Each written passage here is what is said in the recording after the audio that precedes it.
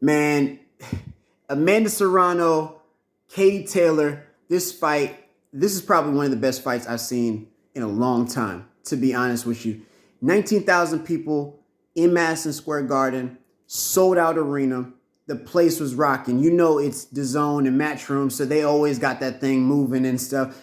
And the flags, Irish flags, Puerto Rican flags, they had the national anthems of both of those countries plus the U.S., even though the American one that was singing, she went a little flat. Okay, no problem, no issues. But let's go ahead and get into the fight. So we got the first round. Amanda Serrano, Katie Taylor, they're going back and forth. Just a little, just filling out round, right? But you could tell that Amanda Serrano, her rhythm was just, it was just right. And it was crisp. And you could tell that she was ready and polished. The thing about Katie Taylor, I was like, man, I don't know. There might be a little bit more in the gas tank. And if she could sort of figure it out, I could tell she had good movement when she was backing up. So I was like, man, I was just thinking about this. Anyway, second and third rounds, I mean, they're trading. They're trading. I'm talking about in the center of the ring, blow, blow, blow, right? Well, Katie Taylor is getting staggered. You hear me? I'm talking about she's getting staggered. And she didn't go down, but those knees were buckling all over the place. She was, you know what I'm saying? They were throwing those things. Oh, wait, one side note. The American person that was singing the national anthem, she was flat. I just want to put that out there real quick. All right, so back to the fight. So we got they were going blow for blow, trading blow for blow. Serrano is laying her. She was, oh my God, she was just throwing some stuff, right? And Katie Taylor is getting done up, and she gets cut. There's another round where they're trading in the corner, and both of them are throwing those things, and you could just see the eyes of Katie Taylor like this. You know how her eyes are always like slit like this. Her eyes were like this. She was like, so she didn't know what that was when she was getting hit with. Anyway, Serrano, you start seeing her start to catch steam, and it's like fourth, fifth, sixth. It's starting to look like Serrano. Serrano is dominating, and I gave round one to Serrano, even though some people gave it to Katie Taylor, but I gave it to Serrano just because I felt like it was just a feeling out round, and I felt that there wasn't anything in it from Katie Taylor.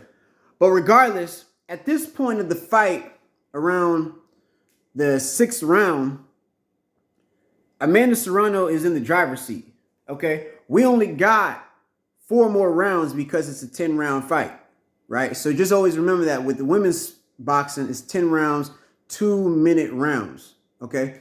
So, man, 7th round, I think tail end of the sixth round,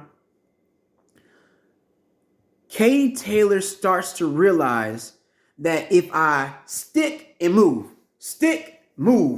and I'm going to just fight off the back foot, pop, pop, and then move, pop, pop, move. I'm going to keep moving, pop, pop, move. Yo, she started to figure out that Amanda is really not that quick. And it might have been the shoes or whatever. Like, she had Jordans on. Listen to me. I'm talking about real Jordans, not like boxing shoes that have the Jordan logo. I'm talking about like actual Jordans. She was wearing Jordans. Puerto Rican all the way through. Anyway, so she's in there and she's trying to keep up with Katie. But Katie is just bam, bam, move, bam, bam, move. So the 7th round, I gave it to Katie. The 8th round, I gave it to Katie. The 9th round, I gave it to Katie. All of a sudden, we got ourselves a fight, right? So, okay, let's get to the 10th round. Y'all ready? Y'all ready? Yo, the 10th round, Katie's doing the same thing, right? Sticking the move, bop, bop, bop. Sticking move, bop, bop. Oh, man. Amanda, I guess somebody in the corner told her, if you don't get on this girl, if you don't get on this woman right now, look, we're going to lose this fight. So Amanda, she just starts stalking. She's moving everywhere she's moving. And she finally catches Katie in the middle of the ring and they start trading. When I mean they were trading, you hear me? When I mean they were trading. I mean, both of them were catching nothing but chin. it was straight chin, chin, chin, chin, chin, chin, chin, chin, chin. You understand? Chin, chin, chin, chin, chin, chin, chin, chin, chin, chin, chin, chin, chin, chin, chin, chin, chin. I'm talking about it was nuts. You hear me? And so that's how the fight ends. Just them going blows.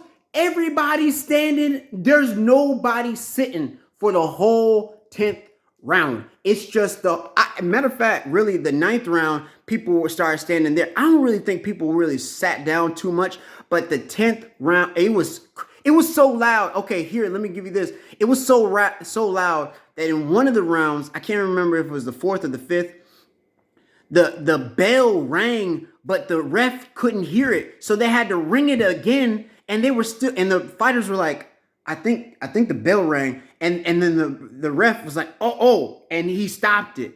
Yeah, it was that loud in that thing, man. 19,000 people, in one little, Madison Square Garden. Anyway, the fight ends, right, with them trading, 10th round. So at this point, I'm thinking, bro, it's probably a draw. It's probably a draw. Like, that's what I'm thinking. I'm thinking it's got to be a draw because Serrano won a lot of the earlier rounds, but Katie started winning the later rounds, and I don't know how to score the 10th round. So I'm thinking, man, it's either a draw or a majority draw. You see what I'm saying? That's what I'm thinking. I'm thinking it's probably like a draw or a majority draw. And then, or potentially a split decision victory, but snaky for Katie Taylor. Yo. Okay, now this is where everything gets crazy. So they had one scorecard that was real big for Amanda. Then they had another scorecard that was real big for Katie. Well, actually, they had two scorecards that were real big for Katie. So I don't know if maybe it was the crowd and then also it was just weird. It was weird, but I didn't see it that far for either fighter. I felt that it was a draw, to be honest, because Amanda won the middle rounds, the early rounds, and then Katie won the last little bit. I think I gave her like 1 or 2 rounds at the beginning as well. I can't remember if it was the 3rd or the 4th. I can't remember which one. But so I felt like it was, I thought it was a draw. And I thought that they should just do it again. But so what ended up happening, drum roll, it was a split decision victory and still the undisputed champion, Katie Taylor. Yo, congratulations. I'm not even mad regardless. Regardless, hey, that was a great fight. And they also said at the end, let's go ahead and do it again. Let's do it again.